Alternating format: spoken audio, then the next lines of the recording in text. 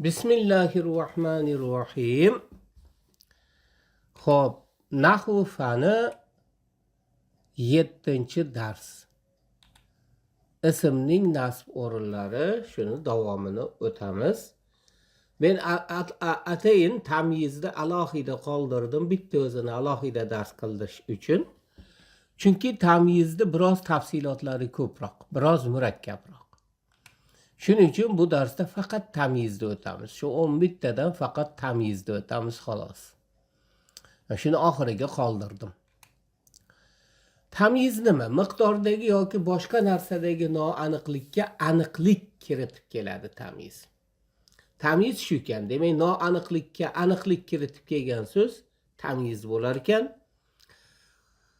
Mana misol uchun ishtaroytu 20 qalaman deydigan bo'lsangiz, bu yerda 20 ta qalam sotib oldim deyapsiz. 20 ta sotib oldim desangiz, nima ekan u? Qalammi, ruchkami, peromi, nima bilinmaydi.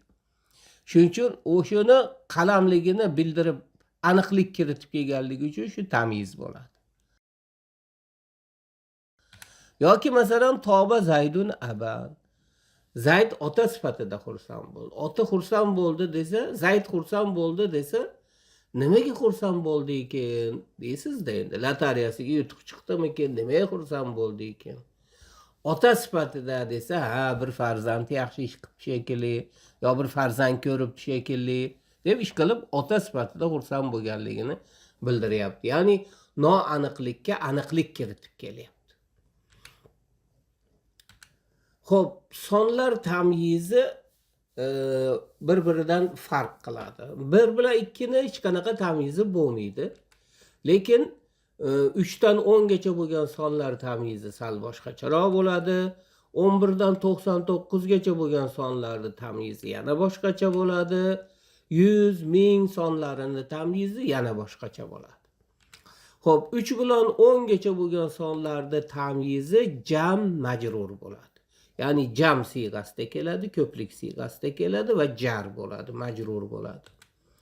11 bilan 99 gacha bo'lgan sonlardagi mufrat mansub bo'ladi. Mufrat siyg'asida keladi va nasb mansub bo'ladi. 10, 100, 1000 sonlarini tamyizi mufrat bo'ladi, majrur bo'ladi. Endi bularni alohida ko'rib chiqamiz. Avvalo sonlarda yozilish shakllarini bilib olishimiz kerak. Sonlarda yozilish shakllari ham har xil bo'ladi-da.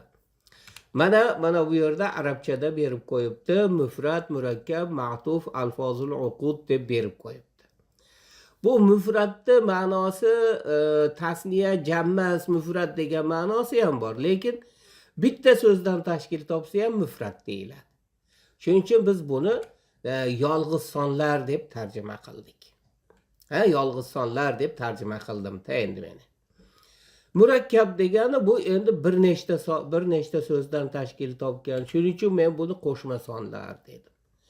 Ma'tuf bu-chi arab tilida shu harf otifalardan keyin kelsa ma'tuf deyiladi. Harf otifalarni keyinroq o'tamiz. O'zbek tilida-chi uyushiq bo'laklariga o'xshaydi. Faqat arab tilida albatta o'rtada harf otifa keladi. Endi gohida kelmaslik holatlari ham bo'ladi, u juda kam. Shuning uchun buni men uyushgan sonlar deb aytdim. Bu 21 dan 99 gacha bo'lgan sonlar. Qo'shma sonlar bu 11 dan 19 gacha bo'lgan sonlar. Alfozul uqud debadi, uqud deb o'sha 10 yillikda aytadi-da. O'sha 10liklar deb buni biz tarjima qildik. Ya'ni 20, 30, 40, 50, 60, 70, 80, 90 ta. 20 dan 90 gacha bo'lgan sonlar. Bular 10liklar bo'ldi. Mufrat sonlar 1 dan 10 gacha bo'lgan sonlar, keyin 100, 1000 sonlarida. Xo'p, endi bularni alohida ko'rib chiqamiz endi hammasini. Xo'p, birinchisi mufrat, yolg'iz sonlar tamyizi. Bu qanaqa bo'ladi? 1 bilan 2 ni tamyizi umuman bo'lmaydi. Masalan, hadara talibun vahidun deysiz, yo talibani isnani deysiz, farqi yo'q. Bu yerda tamyizi bo'lmaydi. Chunki o'zi aniq ko'rinib turibdi, bittaligi, ikkitaligi. Xo'p, endi 3 dan 10 gacha bo'lgan sonlar o'z tamyiziga izofa qilinadi va tamyiz jam siyg'asida keladi. Demak, qarang. izofa qilinar ekan birinchisi, ikkinchisi jam siyg'asida kelar ekan va uchinchisi son bilan tamyiz muzakkar muannaslikda qarama qarshi bo'lar ekan. Mana shu 3 ta narsani bilib olaylik. Birinchidan izofa qilinadi, ikkinchidan jam siyg'asida keladi, uchinchidan muzakkar va muannaslikda bir-biriga qarama qarshi bo'ladi. Biri muannas bo'lsa, biri muzakkar, biri muzakkar bo'lsa, biri muannas bo'ladi. Mana misol uchun aytaylik, sab'atu tullobin. Mana sab'atu muzof, tullobin muzofun ilayh. O'zini tamyiziga izofa qilinyapti, bu bo'lyapti.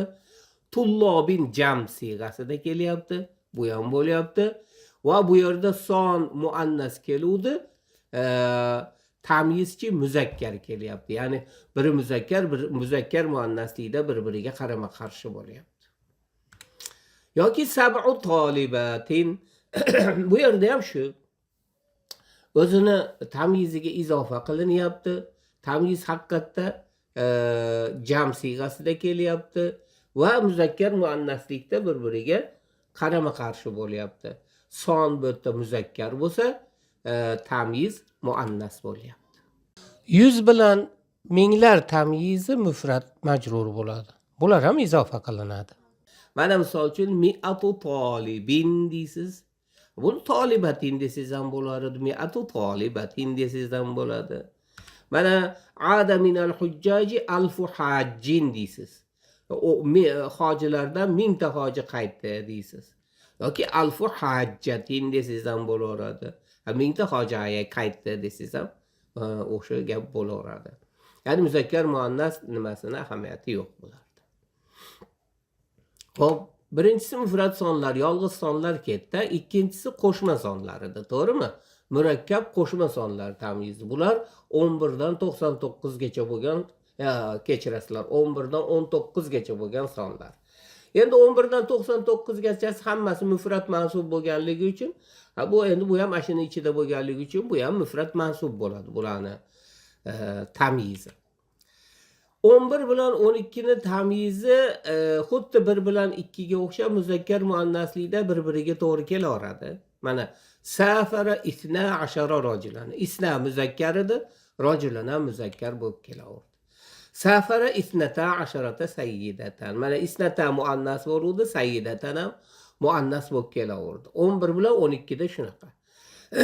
Lekin 13 bilan 19 dachi xuddi 3 bilan 9 gacha bo'lgan sonlarga o'xshab muzakkar muannaslikda tamyiz bilan son bir-biriga qarama qarshi bo'ladi. Masalan, fil fasli 13 toliban.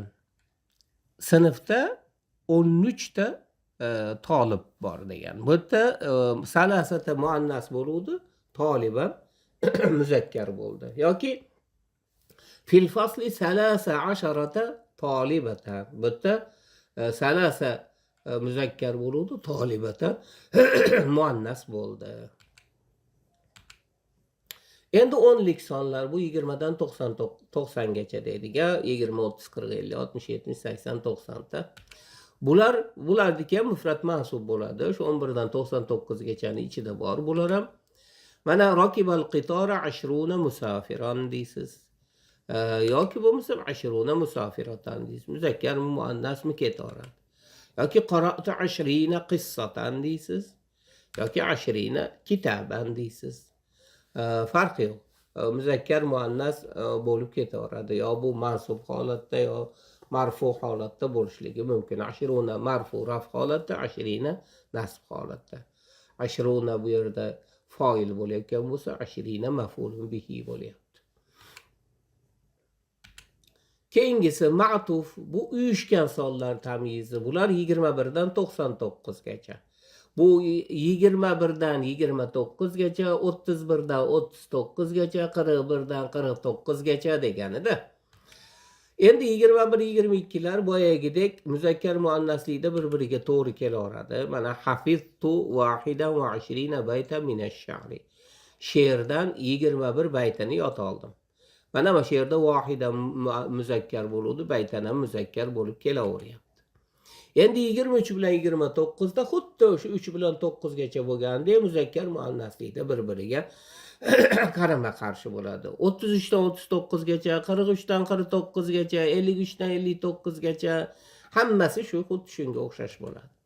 Mana misol uchun intazama fit toburi tis'atun va tis'una toliban. Mana tis'atun muannas bo'ludi, toliban muzakkar bo'ldi. 99 ta tolib safga tizildi deganidir.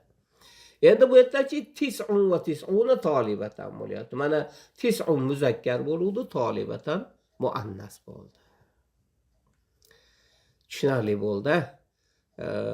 Bugungi darsimiz mana shu